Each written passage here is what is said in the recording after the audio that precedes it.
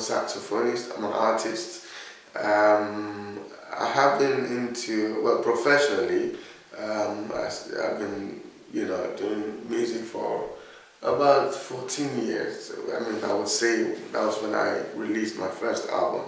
So if I start counting from then, I've been in for 14 years.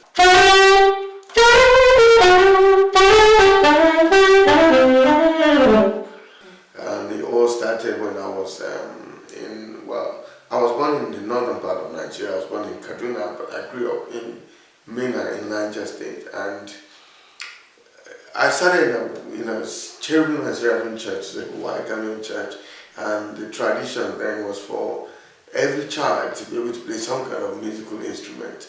So I started with the local drums. The local drums we used to call it the akuba and the bass drum. And then we have a smaller one, which was the samba. If you know the kegas, if you went to school in Nigeria, the universities there, they had kegas. It's the same kind of setting.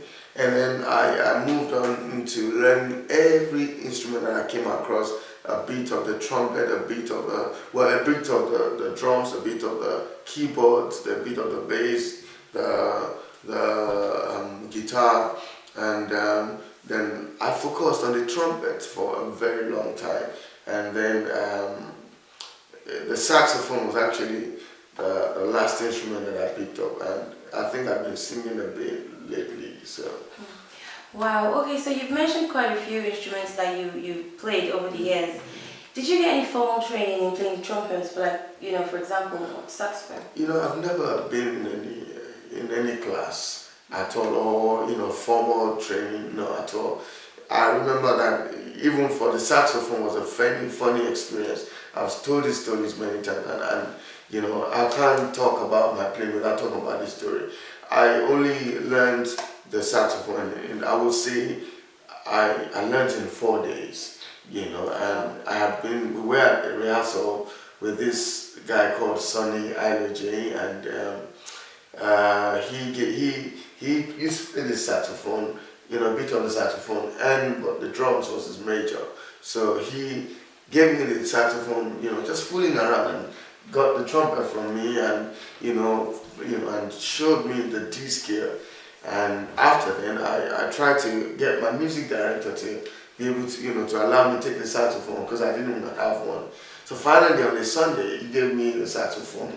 And on the Thursday, when I played, everybody was wow, but they thought, okay, yeah, Mike plays everything, so maybe it was part of the things that I've been playing.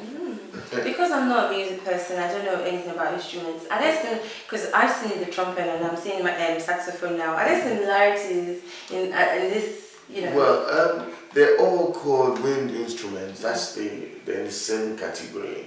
But even amongst wind instruments, this is called woodwinds, and that is because there is something we call the reed, so they call it woodwind. And for the trumpet, the metal mouthpiece, they both have mouthpieces. One is different kind of mouthpiece, but this is a woodwind instrument. So is it safe to say, it's safe to say that you actually prefer the saxophone to the trumpet?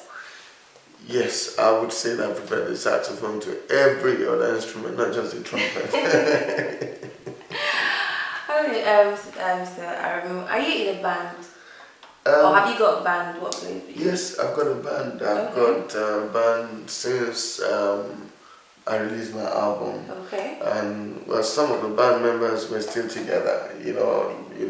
We've been together, some for 12 years, some for 11 years, and some for 5 years. So we have got a band. We're actually touring at the moment. Okay. Can you tell us the name of your band? It's called the Vision Band. The Vision Band. And you formed what year? What year did you form? Well, we only named it Vision Band maybe in 2005, and yes, but people would always address us as Mike Aremu, Okay. Well, you've been playing for quite a few years. Where you are now, the way you play now, would you say you've changed your style in a way? Or have you not improved, but is there anything different about how you play now back to back then? Yes, a lot of differences. When music is something that evolves, and it's also sometimes a state of mind, experience, life experiences that influence your music, your style of music. So clearly I've changed. If you listen to my first album was called Dance. They're all good. All my albums are good. But transition, you're changing. Yes. So yeah, I would say it's different. Not in a negative way. Every one of them has their own, thing. But but I think I've become more mature with my music. I've become more more experimental, and life experience has taught me so much, such that it has influenced the way I write my songs. Okay. Wow, that's nice. I like how you said that all your albums are good. Yes. That's great. Which brings me to your next question. What influences your writing? What influences your music? Part of what I said was like is life experience, and then nature inspires me so much. When I'm flying and I see the way the clouds are arranged, I just want to start writing songs. When I go to the beach, and I see the way the waves come, I'm still inspired to sing about God, to sing about the creator of all of these things, to talk about, the one who has created these things, these things that are natural, and it just inspires me. My life experience, like I said, as well.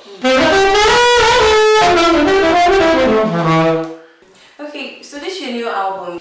Can you take us through the songs on it? Can you like sort of describe what songs you have on it?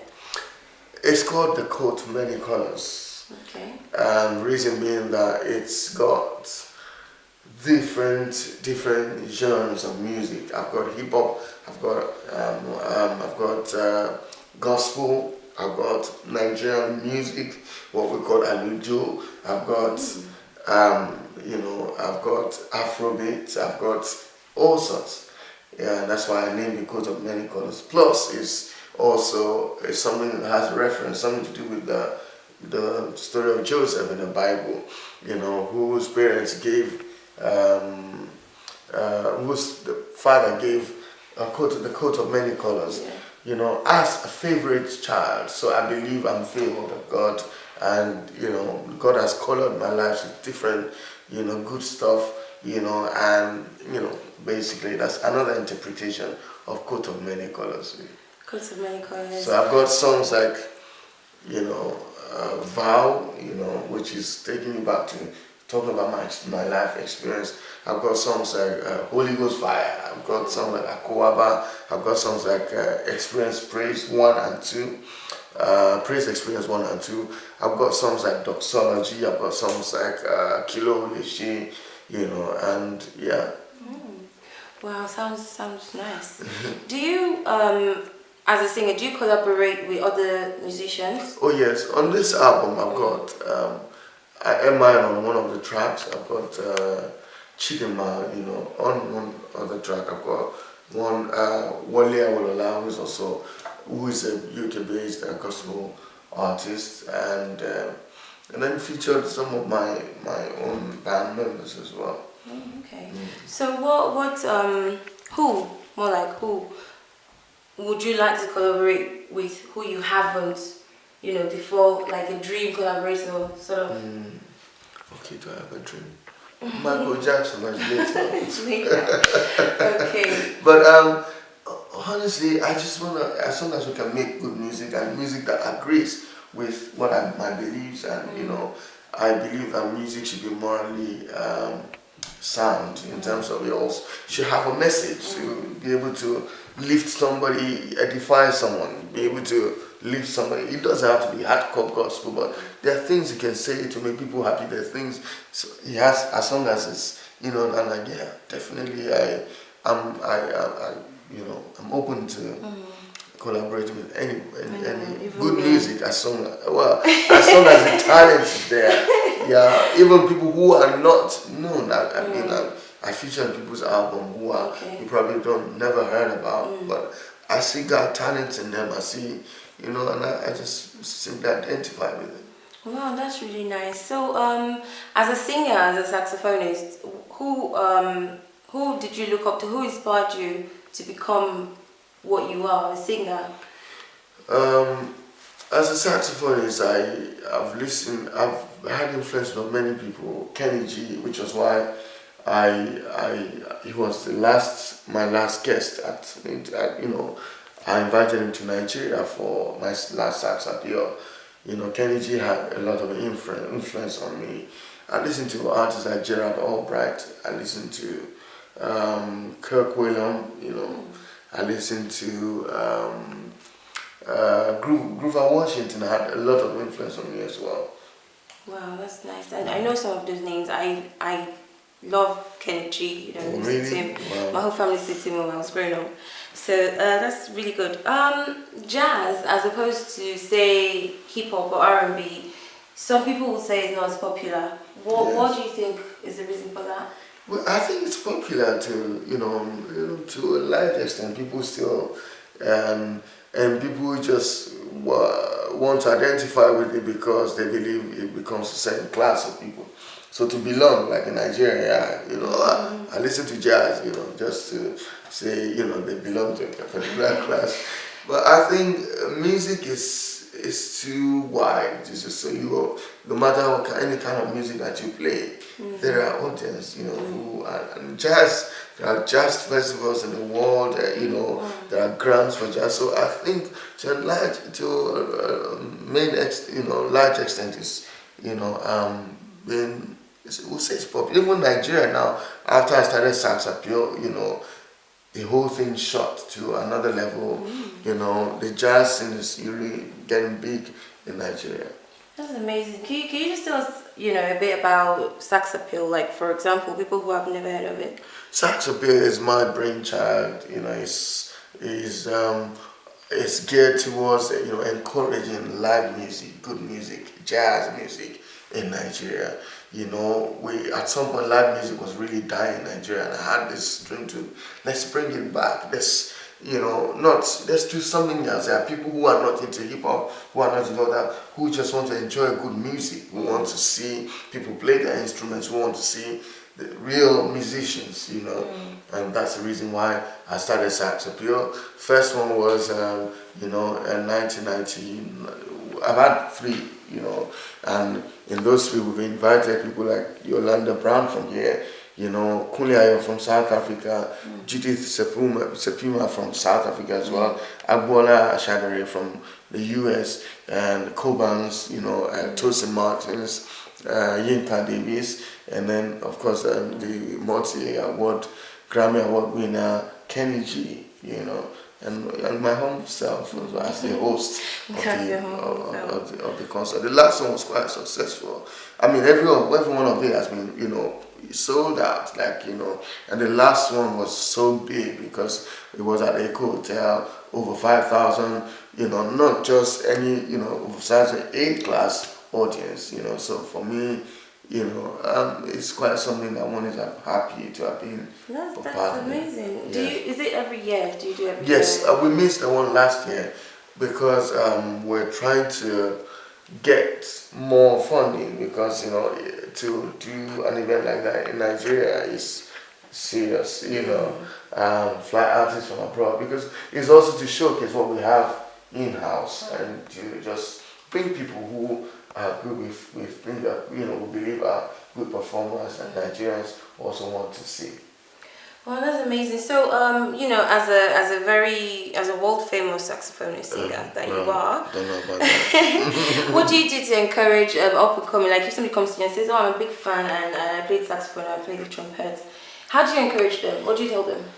I have a lot of them, like, you know, who follow me, who take me as mentor, and I find that as a privilege. I feel so honored.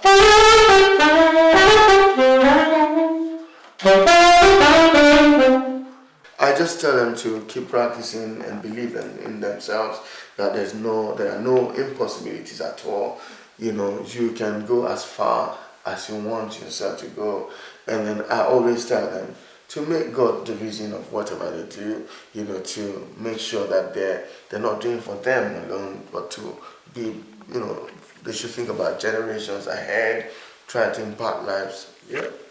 Wow, okay, that's really great advice. You come across as someone who's very down to earth. Yes. Are you very approachable? Is it easy for like people to just walk up to you and say? Of course. I And mean, you get that a lot? people say that to me a lot, and I don't really see any reason why I should be otherwise. And people will say, "Oh well, we thought you were some guy, and you're so well." I say, "Thank God for that. I don't see any reason. I think it's part of me. There's nothing I would say I do to be. I'm just, and people take that for granted so many times as well. But I don't even care. I just want to be me." Yeah. Yeah. Wow, that's amazing. So, well, you've been doing this for quite a long time.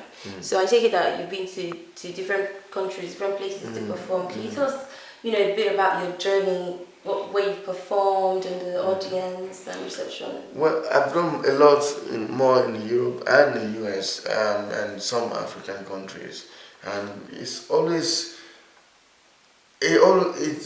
has always encouraged me to see, wow, to see how people appreciate my music.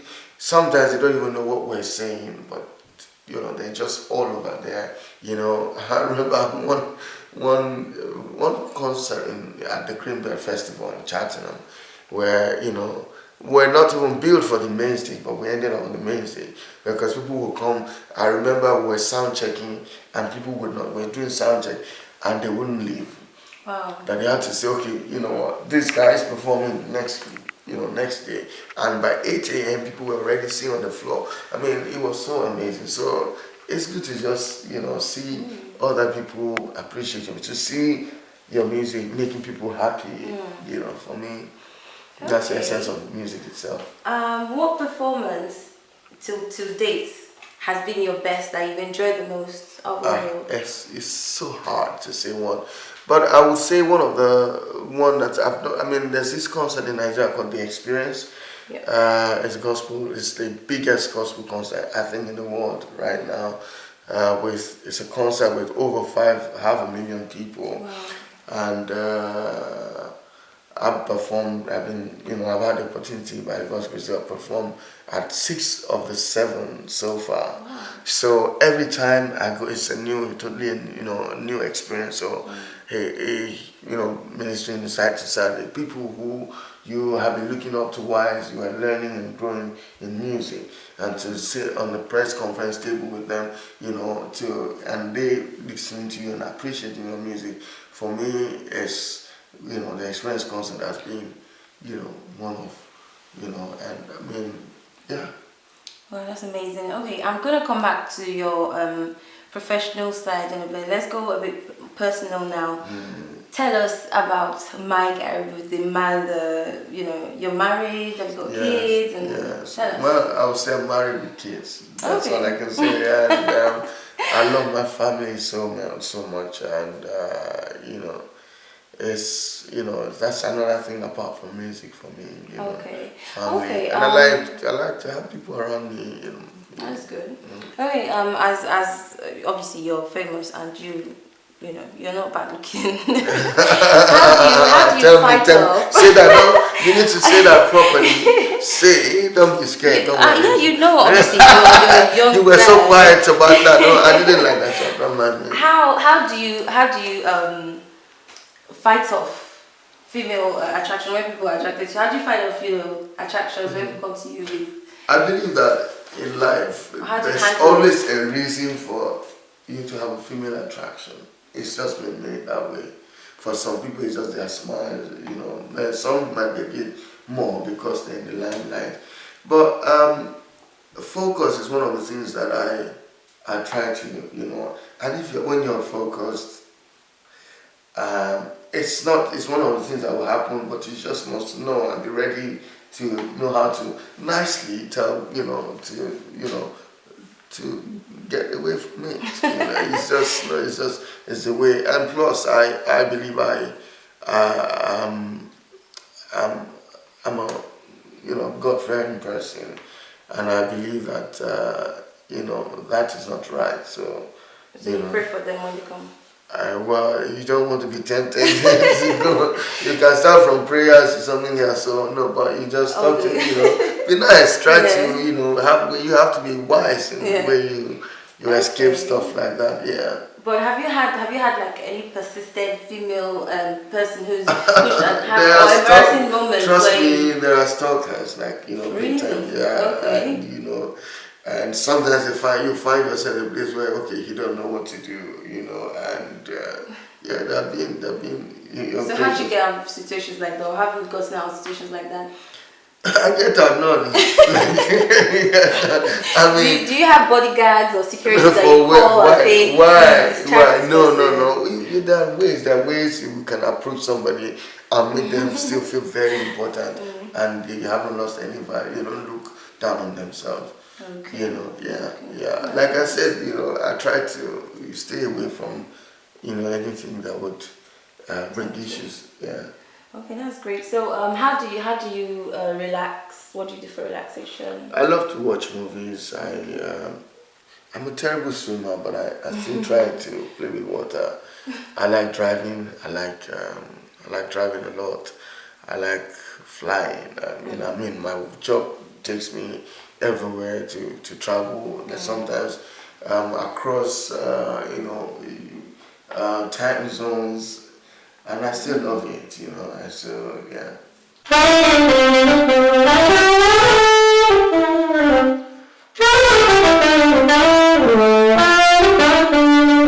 In your long, amazing, dazzling career, I am sure that you have won awards. You've been recognized severally. Do you want to tell us? See, that's a problem. I'm terrible with the names, but I know one that I will not forget. It's a long time ago, but I still remember it because it was the main thing at that point was like African Grammys. Not the way, I don't think it's the same way anymore. It's called Cora Award, and I was nominated twice. Even though I didn't win, but for me it was it. And I've won Toma, I've won, what's it called? All kinds of awards, and I have so many nominations. I've won a few here in the UK as well. If it was my house in Nigeria, I look at them so I can say, I remember them. So, but yes, quite a few. Okay. You're a saxophonist, a singer, and obviously you have fans, but then you're also going to have critics.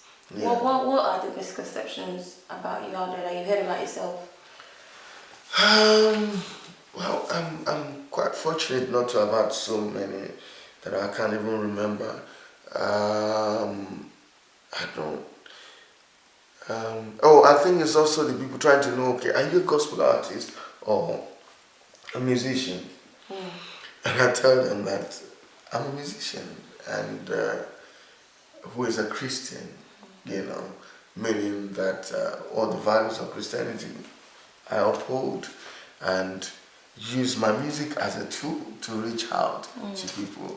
So my music is not just for Christians, it's for everyone. And if by the power from my music, because sometimes you don't have to say anything, but there's something about my music that I know will always touch the heart of somebody.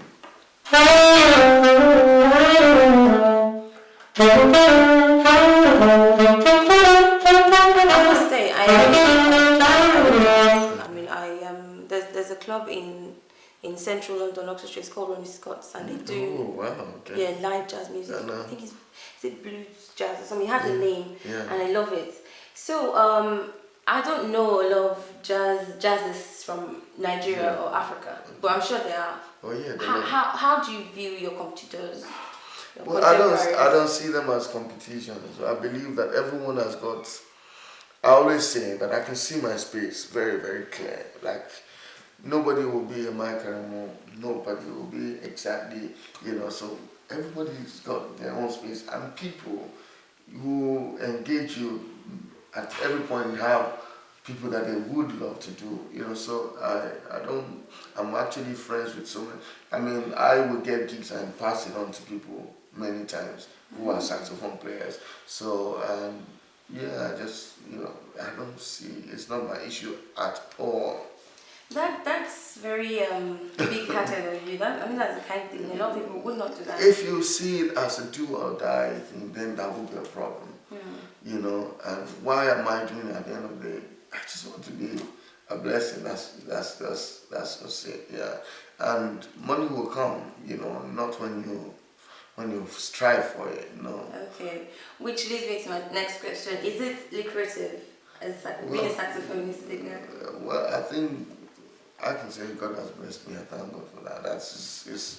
It can be a lot better, but life comes with its own challenges. But it's been, that's all I do right now. And, so you'd advise me if I say, my Aremu is very rich, let me go and learn saxophone. That's a wrong purpose. That's how it goes. There you go. Yeah. If you're going for the wrong purpose, I just found myself in this. It was music found me, not like it was something, not because of money. I just want to play this instrument, but I could actually realize that I'm playing, but it's even it's something that I enjoy to do, and I get paid for it. So I think that's anything about life. There's no point doing, people go to work, they hate it every morning. I don't think that's the way forward in life. Do something you're happy with. That if we're not to be paid for that thing, would you still do it? So if I was not to be paid, trust me, I'll still play, but you'd rather be paid. I mean, when you told me to help you get the saxophone, I was so scared to touch it because I was like, oh my God, let me not just So, right, Mr. Mike Aremu, is there any social issues in the world right now where you'd like to change, or where you would like to see changes happen, Yeah, I get baffled with the way people are turned away from God. Governments just who were built on, religious values, turning away from God. See, God is real for me.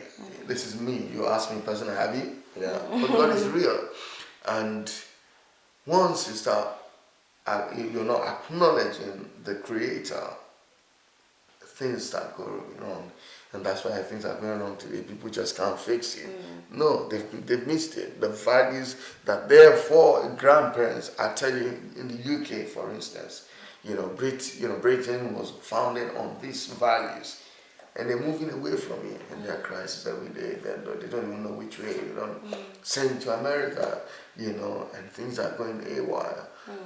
So for me, I wish that people could turn back to God and still keep these values, family, all those things are the things that are, Wow, that's amazing. It has been a great pleasure, honor to talk to you today, Mr. Aremu. Totally enjoyed that. I've enjoyed myself. I don't know about you. And I have enjoyed myself too. Thank you so much for talking to us. Thank you very much.